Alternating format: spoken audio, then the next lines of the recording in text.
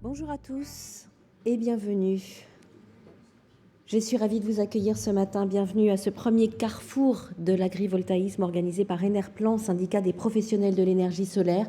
J'en profite pour saluer tous ceux qui sont connectés ce matin, très nombreux pour suivre cette journée. Bonjour à vous et bienvenue. Révolution ou fausse bonne idée? Depuis les premières installations agrivoltaïques et l'apparition du mot lui-même, les critiques, parfois même les confusions, ont été nombreuses. Eh bien, nous vous proposons une journée, toute une journée, pour échanger ensemble sur cette pratique qui s'inscrit véritablement aujourd'hui au cœur de la transition de l'agriculture. Alors, au programme de cette journée très riche, des conférences, des keynotes, des tables rondes, à l'issue desquelles vous aurez la possibilité d'interpeller les intervenants pour leur adresser toutes vos questions. C'est une journée interactive et c'est là tout le but. Je suis Sophie Voinis, je suis journaliste et je suis ravie de vous accompagner aujourd'hui. Je ne vais pas faire beaucoup plus long, je voudrais qu'on accueille très chaleureusement, s'il vous plaît, le président d'Enerplan, organisateur de ce premier carrefour avec le soutien de la Fédération nationale ovine et de 2 partenaires, Neoen et Photosol, monsieur Daniel Bourg, s'il vous plaît.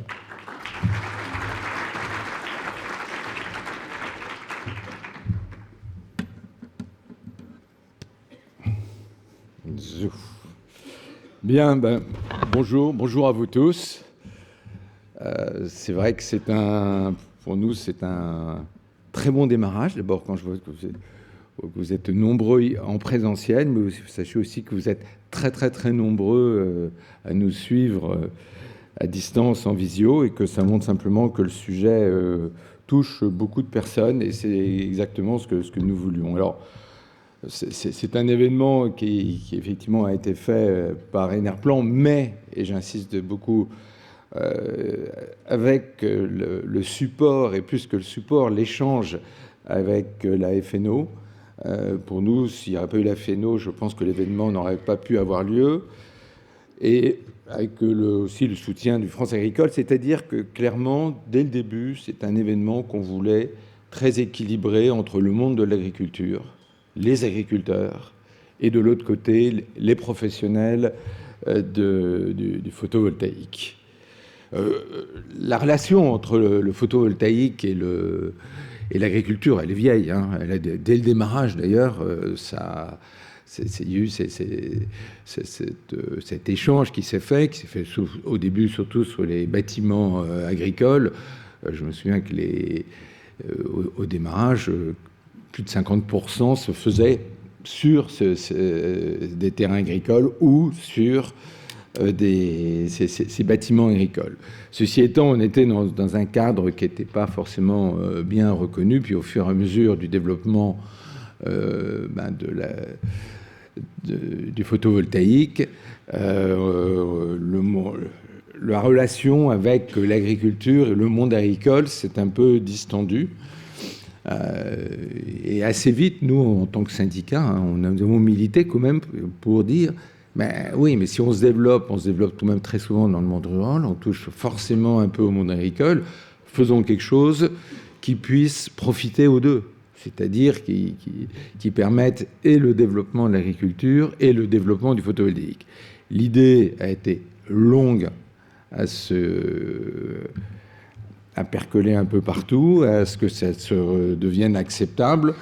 On a abouti à ce que progressivement, on puisse réfléchir sur les conséquences de la compétition du panneau solaire avec la production agricole, pour bien définir et de se dire ce qu'on veut, c'est quelque chose qui puisse se faire dans l'avantage des deux, mais pas uniquement en termes de revenus, mais aussi en termes de production, c'est-à-dire que ça devait se faire de façon à ce que les panneaux photovoltaïques n'endommagent pas la production agricole, voire au contraire la favorisent. Alors c'est vrai qu'on a découvert aussi l'intérêt du panneau solaire pour créer de l'ombrage, que dans une période de changement climatique avec les problèmes d'un ensoleillement qui peut être trop fort dans certaines saisons, on a pu retrouver des intérêts là-dedans. Tout ça aboutit à cette loi Aper. La loi Aper, c'est la loi. Elle a été, c'est une loi dont je regrette qu'elle ait été plus issue, in fine, de l'administration et du politique, et peut-être pas assez des acteurs. Mais elle a un grand mérite, cette loi, c'est qu'elle nous donne un cadre et elle reconnaît ce qu'est l'agrivoltaïsme. Et donc, à partir de là, je pense que c'est nos rôles, aux professionnels que nous sommes, des deux côtés, de faire vivre cette loi, c'est-à-dire de l'appliquer. Cette loi, elle a déjà le mérite d'essayer de coller au territoire. Hein. Bon, elle a été même très loin là-dedans, en donnant beaucoup de pouvoir au CDPENAF et aux chambres d'agriculture. C'est un démarrage, mais maintenant, à nous de justement lui donner tout ce cadre du terrain, du vrai terrain, entre professionnels. Et à ce titre, la Fédération nationale des ovins est certainement la première fédération qui a pris ça à bras-le-corps, qui s'est positionnée par rapport à l'agrivoltaïsme, qui en a bien compris son intérêt. C'est vrai que, je dirais, c'est probablement plus logique, facile que d'autres productions agricoles, mais qui est sorti du bois là-dessus et a réussi à entraîner, à créer sa charte, qui, à ma connaissance, est la première charte qui existe et qui peut être signée maintenant par les producteurs aussi photovoltaïques, et qui est pour moi une vraie avancée, parce que c'est aussi un moyen de reconnaissance et de reconnaissance dans le temps. Je dirais maintenant à nous aussi, au niveau des professionnels du photovoltaïque, de bien exprimer ce que je dirais, ce qu'on trouve peu dans la loi, mais un point qui nous semble, nous, fondamental, c'est que la production électrique doit aussi être compétitive. C'est-à-dire que si on fait que l'agrivoltaïsme dans un souci tout à fait légitime de protéger l'agriculture et de donner des revenus à tout un ensemble, c'est toute la notion du partage de valeur, etc., ce qui est tout à fait normal et ce n'est pas du tout ce qu'on remet en question. On dit simplement, attention, on a le génie en France de mettre des cadres, de mettre des lois, des règlements à l'infini, et tous ces règlements, tout ce qui se passe, etc., on sait que ça nous coûte très cher. Et si ça coûte trop cher, on aura effectivement peut-être quelque chose qui fonctionne bien au niveau agricole, mais qui ne fonctionnera pas du tout au niveau de l'électricité, et on risque de ne plus pouvoir exister. Donc il y a un équilibre, et c'est ce que je veux vraiment insister. On est dans un domaine qui est lancé, on est dans un domaine sur lequel on a un chemin qui est devant nous. Certains diraient une autoroute, je n'ai pas de problème avec ça. Attention à ce que cette autoroute ne nous fasse pas tomber d'un côté ou de l'autre, parce qu'il y a cet équilibre permanent qui est à trouver. Alors, ce carrefour qu'on a voulu créer, c'est vraiment un carrefour d'échange, de partage d'expériences entre professionnels agricoles et professionnels du photovoltaïque. On tient à cet équilibre, on tient vraiment, et c'est pour ça que je dis que cette création entre nous et la FNO est fondamentale. On voudra l'étendre, certainement, mais on a besoin de cette reconnaissance que c'est un endroit où on est là pour échanger. On ne sera pas toujours d'accord, il y aura des choses divergentes, mais c'est le propre d'un carrefour. On est là pour écouter, évoluer, etc. Et on en a besoin de cet échange. Parce que si l'agrivoltaïsme a bien démarré, et a même fortement démarré, au dernier appel d'offres, alors que tous les aspects de la loi APER ne sont pas encore vraiment concrétisés, on a eu plus de 30 projets, l'équivalent de 450 mégas, ce qui est une grosse importante sur un appel d'offres qui, lui, en fait 950, qui était lié à l'agrivoltaïsme. Donc, vous voyez, c'est parti, ça fonctionne. Maintenant, on se doit, et c'est à nous, les professionnels, qui devons diriger un peu l'application pour que ça marche. Et moi, j'ai un mot que je dis toujours, le développement de l'agrivoltaïsme doit être harmonieux. Et quand je dis harmonieux, c'est-à-dire que chaque partie doit retrouver ce qu'il a à faire. Il y a des choses qui sont incontournables. On a bien compris que ça doit être fait pour renforcer l'exploitation agricole et ramener des revenus aux agriculteurs, mais il ne doit absolument pas gêner la reconnaissance de l'exploitation agricole et donc de la production agricole. De l'autre côté, je crois qu'il faut qu'on reconnaisse le besoin aussi d'une énergie qui est compétitive.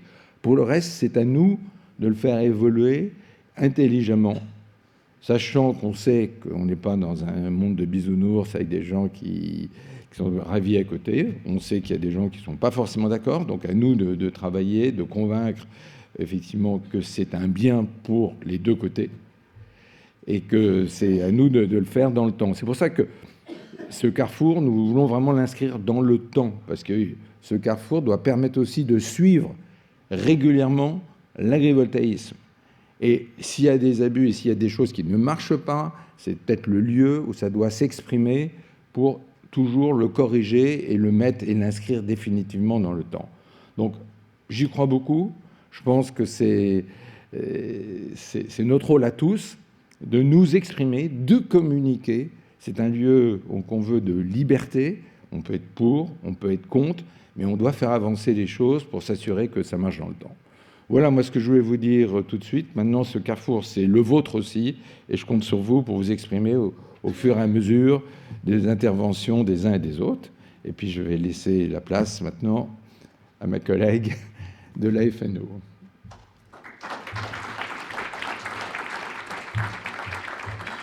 Merci beaucoup, Daniel Bourg. Effectivement, je vais vous demander d'accueillir maintenant la présidente de la Fédération nationale ovine, Madame Michèle Boudouin.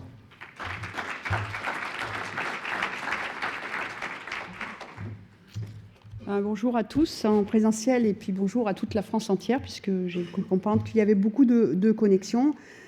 Donc je voudrais vous dire simplement que d'abord la brebis, elle est au service de l'homme. Elle l'a toujours été depuis la nuit des temps. La brebis, elle est complète. Elle fournit à l'homme la nourriture, la viande, le lait, donc du coup le fromage, le cuir, et puis aussi à la résistance de la laine, puisqu'elle réchauffe, elle isole, et donc c'est un animal hyper complet. En même temps, la brebis, elle est sur tous les territoires, et elle s'adapte, comme ses éleveurs d'ailleurs. Je voudrais juste vous dire en préambule que la filière et le secteur ovin, la filière ovine française et européenne, a été mondialisée bien avant les autres, puisque ça fait plus de 40 ans que nous avons des accords de libre-échange qui ont pressurisé notre secteur et nous ont fait perdre aussi beaucoup de brebis. Et du coup, sur son travail du quotidien, l'éleveur, il façonne aussi les paysages et puis il garde et il maintient la biodiversité. Voilà, c'était un préambule que je voulais vous dire au nom des éleveurs de brebis viande et lait de France, parce que cette initiative que nous avons prise avec notre premier partenaire NEOM, c'était aussi pour redonner des ressources en revenus complémentaires, mais jamais à la FNO, nous avons oublié que le sens même de notre production, c'était d'abord et avant tout nourrir les hommes et faire notre travail dans les territoires pour apporter à nos concitoyens tout ce dont ils ont besoin et surtout aussi garder à l'esprit que notre secteur est un secteur de production. Donc j'en reviendrai plutôt à mon discours d'ouverture, je dirais. Donc, comme je vous l'ai précisé, l'élevage ovin français, c'est une production aux multiples aménités. Il fournit donc des produits alimentaires de qualité et des coproduits, comme la laine ou le cuir, aux multiples usages. Les brebis, par le pâturage, façonnent et entretiennent les paysages et préservent cette biodiversité et sont complémentaires à de nombreuses autres productions. 60% des éleveurs de brebis ont un autre atelier, principalement bovin laitant, bovin lait, ou des volailles, ou des porcs, parfois, ou du tourisme. Et donc seulement la moitié sont ovins spécialisés, comme moi d'ailleurs, puisque je n'ai que 500 brebis dans un territoire, je dirais, important pour nos concitoyens, puisqu'il préserve une zone UNESCO. Autre atout, c'est que les brebis sont également des animaux de petite taille qui peuvent facilement pâturer sous les panneaux solaires. Alors à l'époque, la notion d'agrivoltaïsme n'était réservée qu'aux productions végétales à forte valeur ajoutée. Et nous avons été convaincus par notre partenaire historique NEOM, que je salue ici, que le couplage de l'activité agricole avec la production d'énergie solaire au sol était possible.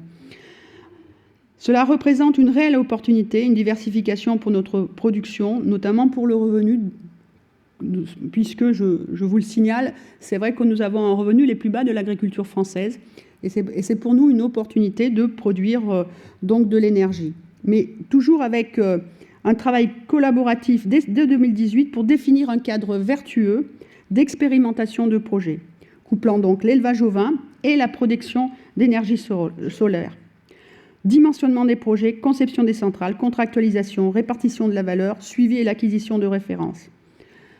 Je voudrais juste préciser que nous avons aussi une concurrence importante sur les territoires, notamment sur le sol et sur le foncier, et que pour nous, c'était aussi avoir une ressource fourragère disponible, y compris sur des sols à faible valeur agronomique. Et pour nous, c'était important de pouvoir rassurer, enfin de pouvoir avoir de la ressource fourragère pour nos animaux, et puis dans certains secteurs aussi, avec l'encadrement qu'il y a autour des projets agrivoltaïsme, on a aussi de la sécurité, et ça peut parfois nous aider à nous protéger des prédateurs. Donc ce travail de collaboration est né, une charte, en 2020 déjà, avec pour l'objectif de partager notre vision et éviter les projets alibis. C'est-à-dire que nous, notre ADN, c'est de dire c'est de la production, et donc on ne voulait pas que ça soit dévié et que notre production devienne des alibis. Donc sous les panneaux, pas trop d'éco-pâturage, mais plutôt de la ressource fourragère, et puis surtout une activité de production. Alors il a fallu convaincre, le président l'a dit, autour de nous, y compris dans nos rangs, il a fallu qu'on obtienne et qu'on convainque nos administrateurs à la FNO pour que ce couplage énergie et production était possible. Et puis il a fallu convaincre aussi le reste du monde agricole. Ça n'a pas toujours été facile. Je me souviens d'avoir eu des mots avec Christiane Lambert, ma collègue auvergnate, pour lui expliquer que mettre de l'herbe dans un méthaniseur, on pouvait détourner de la production agricole. Et puis mettre des panneaux agrivoltaïques avec une ressource fourragère sur une zone à faible potentiel agronomique, confortant le revenu d'un éleveur, ça pouvait être aussi intéressant. Et qu'à la FNO, on ne pouvait pas se détourner d'une opportunité qui permettre à un éleveur de pouvoir continuer à nourrir sa famille.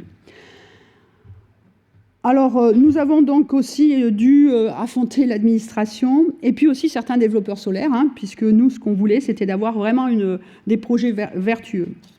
Alors, c'est donc avec impatience et enthousiasme que nous avons vu arriver le cadre réglementaire qui a permis de définir et reconnaître ce que l'on attendait par agrivoltaïsme. En parallèle, les premiers retours du suivi de nos projets de centrales solaires avec le pâturage ovin sont arrivés et lors, nous avons pu affiner nos recommandations. Les retours de suivi, mais aussi de nombreux échanges que nous pouvons avoir avec de nombreux développeurs et de nombreux éleveurs, avec aussi les instituts. Il est très très important pour nous d'avoir la recherche avec nous, notamment l'Institut d'élevage, l'INRAE, et certaines chambres d'agriculture, qui ont alimenté notre réflexion et nous ont amené à mettre à jour notre charte et nos recommandations techniques. Ainsi, le dernier conseil d'administration, le 23 octobre dernier, a proposé des évolutions sur notre charte. Je vais vous les citer pour vous prouver qu'on est en amélioration continue.